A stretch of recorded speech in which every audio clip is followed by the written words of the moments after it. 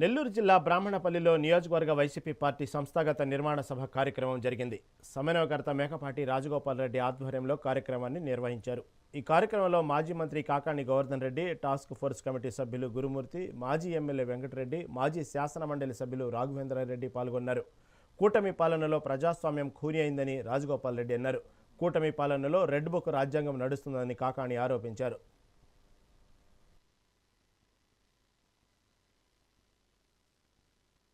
నాలుగు ఎలక్షన్ల నుంచి అదే విధంగా మోసం చేస్తూ మాయ మాటలు చెప్తూ వస్తున్నాం.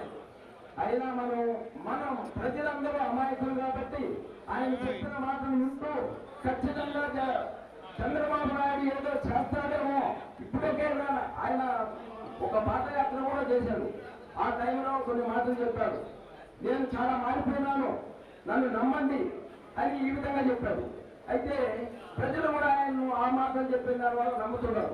అదే కాదు, మొన్న దావోస్ పోయిన వ్యక్తి అక్కడ ఒక ప్రెస్ కాన్ఫరెన్స్ లో 23 లక్షల కోట్ల ఉద్యోగాలు ఇచ్చినాను అని చెప్పాడు.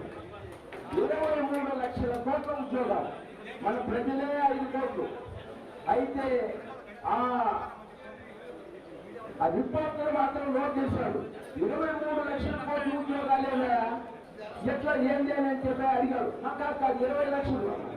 అంటే చంద్రబాబు నాయుడు కంప్లీట్ గా ఒక జీరో మైండ్ లో ఉన్నాడు. ఇంకా ఆయన కుమారుడు లోకేష్ నేను ఉండే భూములన్నీ 99 పైసలకే ఇస్తాను అంటాడు.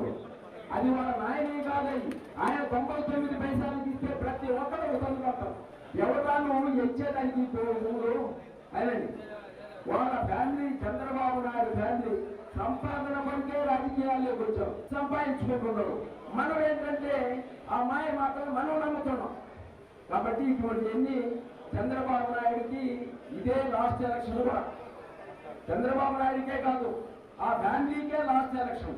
ఎవరిని అడిగినా సరే అందరూ చెప్పేటువంటి మాట ఉదయగిరి నియోజకవర్గంలో, అయ్యా రాజగోపాల్ రెడ్డి గారు ఇంట్లో ఉన్నా సరే ఎన్నికలు 2027లో జమిలీ ఎన్నికలు వస్తాయా, 2029లో వస్తాయా, ఏ రోజు ఎన్నికలు వచ్చినా సరే వీరు తెలుగుదేశం పార్టీ అనేటువంటి ఉదయగిరి నియోజకవర్గం మర్చిపోండి అనేటువంటి మాట మాట్లాడేటువంటి పరిస్థితి.